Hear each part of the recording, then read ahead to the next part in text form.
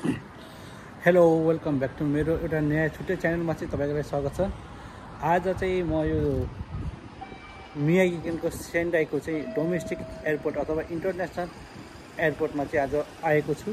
यो एयरपोर्टमा चाहिँ म 2019मा चाहिँ आज 8 वर्षपछि आज आउन पाइरहेछ। यहाँ एकदम निकै खुसी लागिरहेछ।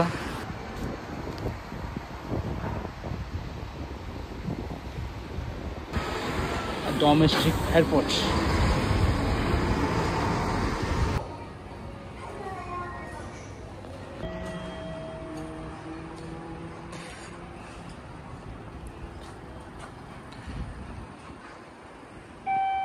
डोमेस्टिक एयरपोर्टमा छु। यता चाहिँ बस स्ट्यान्ड छ भने डोमेस्टिक डिपार्चर र माथि चाहिँ अराइभल छ।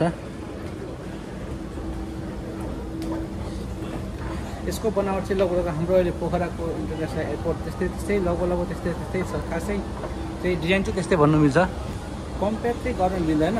तर नि त्यस्तै टाइपको चाहिँ डिजाइन बनाएको छ है। नेपालले चोरेको कि जापानले चोरेको त्यो थाहा भएन। होइन, यहाँ अहिले माथिबाट चाहिँ पुरा ट्रेन, डाइरेक्ट ट्रेन, मेट्रो ट्रेनको सुविधा पनि छ। तपाईँ हेर्न सक्नुहुन्छ। त्यो लाइन भनेको चाहिँ मेट्रोको लाइन हो है। यो चाहिँ डोमेस्टिक डिपार्चर हो। निकै सुविधा सम्पन्न छ। गाडी चाहिँ हेर्न सक्नुहुन्छ। डाइरेक्ट डोमेस्टिक डिपार्चरबाट चाहिँ सिधा रेलवे स्टेसन जान सकिन्छ। त्यो लाइन भनेको चाहिँ रेलवे स्टेसनको लाइन हो।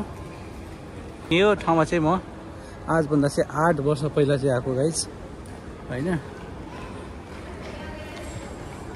त निकै परिवर्तन भएको रहेछ। अनि जो त्यतिखेर चाहिँ डोमेस्टिकमा थियो कि अहिले चाहिँ इन्टरनेसनल। यहाँबाट चाहिँ फ्लाइटहरू चाहिँ साउथ कोरिया पनि जाने गर्दछ। अनि साउथ कोरिया मात्रै जाने एउटा मात्रै फ्लाइट हो कि सायद है यहाँबाट अन्त जाने डोमेस्टिक हो। तर नि कम्पेयर गर्दाखेरि चाहिँ नेपालको चाहिँ त्रिभुवन इन्टरनेसनल एयरपोर्ट भन्दा पनि 2 गुणा ठुलो छ। इन्टरनेसनल चेक पोइन्ट पनि यतै नै रहेछ। म तपाईँलाई चाहिँ बाहिरको दृश्य चाहिँ देखाउन गइरहेको छु। प्लिज यो ठाउँमा चाहिँ धेरै पछि आएको हुँदाखेरि चाहिँ निकै खुसी र धेरै परिवर्तन देखिरहेको छु। सेन्डाई स्टेसन, नातोरी, इवानुमादेखि लगेर चाहिँ सम्पूर्ण यो चाहिँ सेन्डाई मियागीभित्र चाहिँ जाने यो चाहिँ मेट्रो लाइन हो। अहिले चाहिँ म 3rd फ्लोरमा चाहिँ गइरहेको छु गाइस। 3rd फ्लोरमा पनि तपाईँ हेर्न सक्नुहुन्छ। वाउ, यहाँ माथि चाहिँ रेस्टुरेन्ट, टोयलेट र रेस्ट प्लेसहरू छ। यहाँ हेर्न सक्नुहुन्छ तपाईँ। यहाँ चाहिँ रेस्टुरेन्ट, यहाँ चाहिँ रेस्ट गर्नको लागि सुन्दर र अर्को चाहिँ टोयलेटहरूको निकै सुविधा छ। यो चाहिँ 3rd फ्लोरमा छ। त्यसै तलको चाहिँ माथि चाहिँ यो चाहिँ तोबुचु या भन्ने चाहिँ एउटा चाहिँ सेन्डाई एयरपोर्ट म्युजियम पनि छ गाइज। यहाँ हेर्न सक्नुहुन्छ। सब हेर्न सकिन्छ। यहाँ चाहिँ उड्ने प्लेनहरू है। पिच, यो पिच एयरलाइन चाहिँ प्राइस सेन्डाईबाट चाहिँ उड्ने डोमेस्टिक एयरलाइन हो यो गाइज। यो चाहिँ जापानका एयरलाइनहरूको नाम हो है, एयर निप्पोन एयरलाइन्स। यस्तो छ। यहाँ चाहिँ के छ, ककपिट पाइलट बस्ने ठाउँ चाहिँ यस्तो चाहिँ बनाएको हुन्छ गाइस। यो पनि छ, हेर्न सक्नुहुन्छ।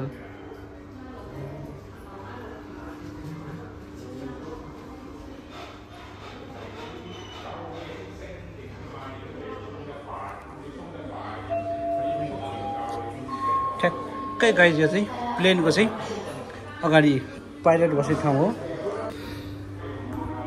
यो चाहिँ बादल सेम टु सेम बनाएको छ गाइस है। विन्डोज, यो चाहिँ माथि एक्जिट छ होइन। यो चाहिँ ककपिट बस्ने ठाउँ। अनि चाहिँ यहाँ चाहिँ एयर होस्टेस। यहाँ चाहिँ बसेर पनि ट्राई चाहिँ गर्न सकिनेछ होइन, खेल्छन् मान्छेहरू। लक सेम टु सेम त्यस्तै त्यही किसिमको चाहिँ बनाएको छ है। यो चाहिँ एयर निप्पोनको चाहिँ एउटा बडीको एउटा पार्ट्स हो। यहाँ ओहो बटन,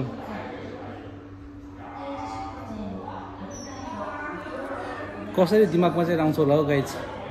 यो चाहिँ एकदमै बुझ्न नि गाह्रो छ। यहाँ चाहिँ एउटा ब्युटिफुल फोटो छ, एउटा फोटो सेसन गर्ने ठाउँ हो। त्यो चाहिँ एयर निपोनको फोटो हो होइन। एयर होस्टेसहरू जो खाना बाट्ने त्यो चाहिँ क्याबिन हो। अनि यहाँ चाहिँ सिटहरू दामी बनाएको छ। अनि यहाँ चाहिँ सिटहरू, यहाँ चाहिँ प्लेनको खिड्की छ र म यसरी प्लेन खिड्कीमा बसेर चाहिँ यो चाहिँ एयर म्युजियममा चाहिँ सेम प्लेनमा बसे जस्तो छ नि त गाइज होइन, हेर्न सक्नुहुन्छ। यो चाहिँ एयरबस 231 को चाहिँ पछाडिको टायर हो गाइज। यो एयरबस 231 भनेको चाहिँ यो हो, यसको चाहिँ यो पछाडिको टायर हो। हेर्दाखेरि कति सानो देखिन्छ, यहाँ हेर्दाखेरि चाहिँ मेरोभन्दा पनि ठुलो देखिन्छ।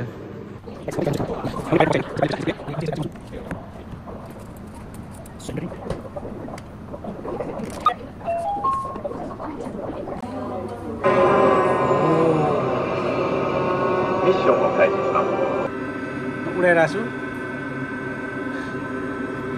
यो चाहिँ कहाँ उडाउने के गर्ने केही थाहा छैन।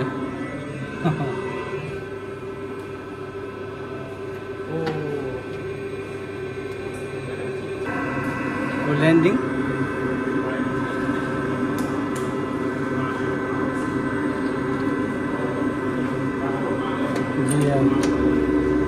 गियर हाले गए है, गियर हाले कस्तो आवाज पनि खतरा आयो।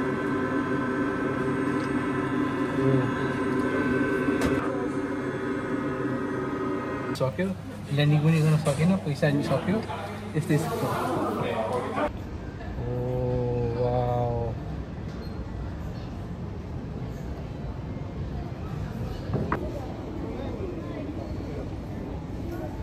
त्यसैले तपाईँहरू पनि यदि आयो भने चाहिँ एयरपोर्टको चाहिँ तेस्रो फ्लोरमा चाहिँ आएर चाहिँ सबै कुरा हेर्न सक्छ। म्युजियमदेखि लगेर चाहिँ यहाँ मान्छेलाई रोमन रेस्टुरेन्ट हरेक कुरा देखेर चाहिँ हेर्न सक्नुहुन्छ। एकदम सुविधा सम्पन्न एयरपोर्ट र मलाई चाहिँ निकै रहर लाग्यो।